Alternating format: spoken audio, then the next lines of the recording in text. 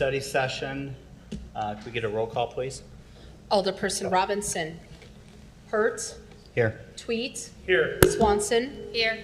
Parker. Here. Poulos. Here. Healy. Here. And Mayor Tomes. We have a quorum. Number 3, public comment. Is there anybody out there for public comment? Okay, seeing none, we're going to move on to item 4, which is our presentation on Alter Logistics regarding the port grant. And Tom Flaherty, I believe you're going to be giving the presentation. First, I'd like to confirm that we've got Paul Ferguson, Tom Strait, and Bob Bertel on the phone. Yes, sir. Yep. Charles Hello. Bertel. Yep. Wonderful. So, during I think it was my very first week on this job, I believe it was City Attorney Day's second week on the job, we were out visiting with Paul and Tom and Jeff Goldstein. We're trying to get our arms around what is this port that we've been assigned. So we're actually here tonight to hear some pretty exciting news on our port. But first I'm going to ask Miles to kind of give us a quick overview of where we are with the Port Master Plan. Sure thing. Thank you, Tom. So as all of you know, we received a pretty substantial grant to undertake a planning process whose aim is to create a Port District Master Plan. We've been working with our grant manager at the state to kind of put together what the scope of that project should really include. And I just kind of want to give a brief overview of the RFP that we currently have out as we solicit consultants to do that. There are 3 main areas that the plan will ultimately cover. First is determining a strategic direction. So that's really doing an inventory of our current conditions, looking at our physical assets, any other plans that we already have in the books that might relate to this effort, engaging with stakeholders, the businesses who might benefit from a better organized port district, as well as looking at any other goals and objectives we might want to kind of target. The second part is a operational analysis, assessment, and evaluation. So this looks a little bit more at some of the data that's specific to a port, around kind of freight data, transportation modalities, commodity flows, any gap analysis or market analysis that need be done, looking at any clusters of industries that would rely on a port or a expanded port infrastructure, as well as a evaluation of what the port's place within our regional, national, and global kind of trade landscape really looks like. Keep in mind, we are connected to the whole of the world here in the Quad Cities. Finally, it's a resource investment priorities and kind of general planning document. This is the third bulk part of it. This really talks about what our operational needs are for the port, potential staffing needs down the road, what we might need to do to invest in specific types of infrastructure, prioritizing those investments, identifying resources and sources of funding for any investments. What kind of industries might we be able to attract to the ones we already have? Basically, you could think of this final part of the plan as a sort of management-focused part, as well as something of a CIP. Really, what we hope at the end of this to be able to present to the council is really a plan that addresses how the port should exist now into the future and what it should be expected to provide to us long term. This is important in light of a lot of the exciting investments that are already taking place, and that includes the one that we're going to be hearing a little bit more about tonight. Tom? So, Paul, if you guys want to take it away, the floor is yours. Yeah, good. Thank you. Good evening, everybody. Let's see, Thomas, do you have the one-pager presentation up somewhere? Or? Yes, it's up on the monitor, and paper copies have been distributed. Okay, very good. Thank you. And so I'm Paul Ferguson with Alter Logistics. I'm based up in St. Paul. And, you know, we're working with Charles, or Bob, pardon me, Bartle from Persati on this opportunity to, you know, obtain some federal grants for the redevelopment of the Rock Island Port.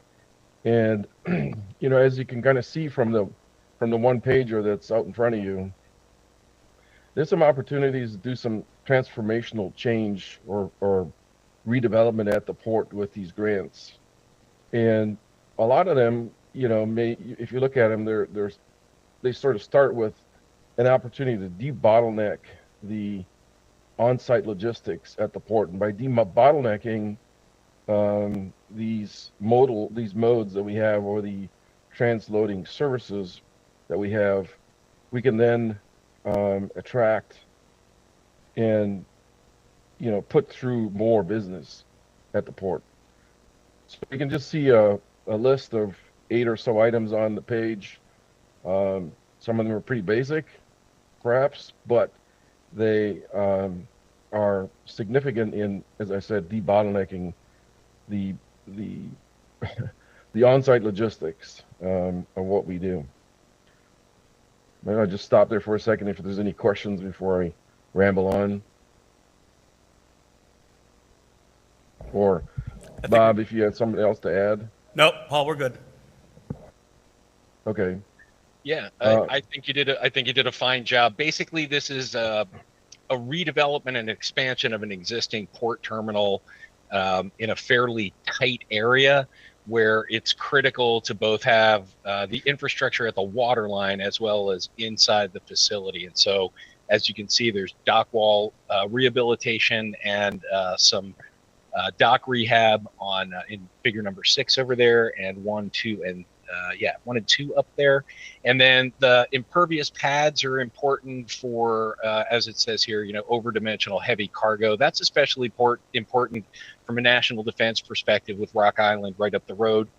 We anticipate either being able to do something for them, or if required, hopefully able to do that in an emergency situation. And then the conveyance of that material from the dock into the facility eliminates several thousand round-trip truck journeys that are now being made. So this, where that conveyor is in number 4, that's all done by truck right now. And then number 4, that tarped pile, is where the road salt goes.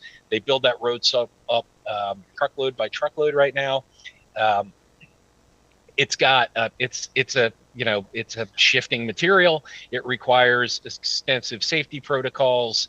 And it wastes just a lot of fuel, frankly, on site, and it's inefficient and emitting. And so we're going to replace that with a conveyor system to completely eliminate that element, and then do some rail work on the other side, which will allow for the port to be, much more robustly multimodal, inbound and outbound. And I know that there's some other improvements in the city's industrial park and whatnot that may be able to tap into this as well. And we look forward to working with you guys on that one as well.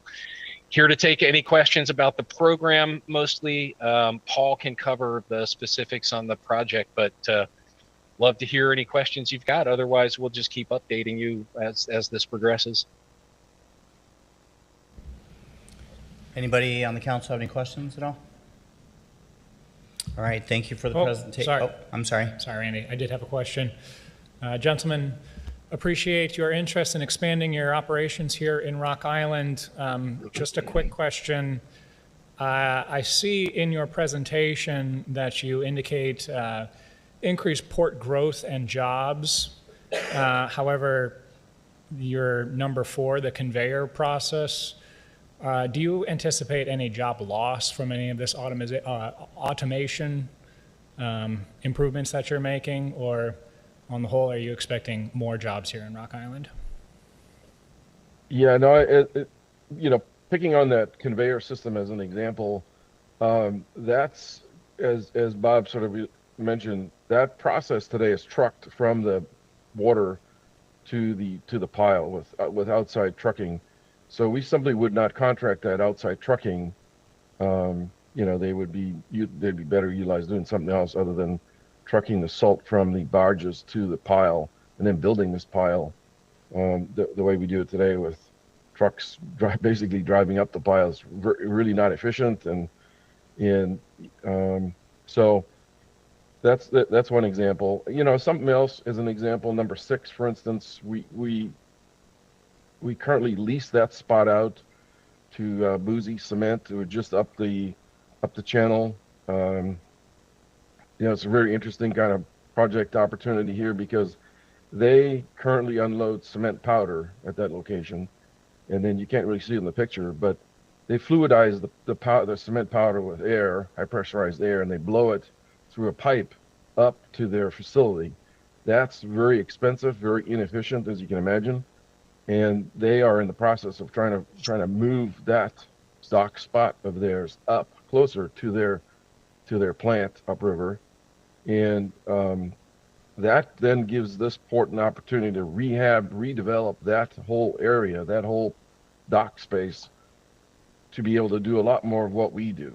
And because right now today we can't use that spot at all, so it therefore constricts our ability to go after more and new business through that. So that's sort of an exciting thing, and it goes in that kind of development goes in conjunction with number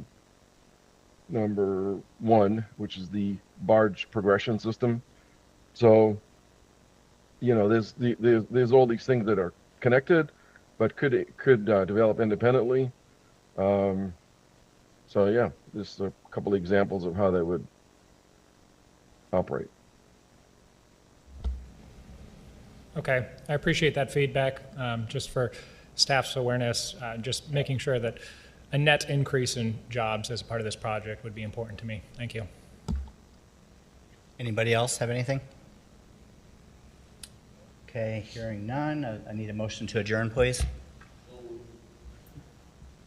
Second. Okay, all in favor say aye. Aye. Nays? Anybody nay? Okay, we're adjourned till 6:45.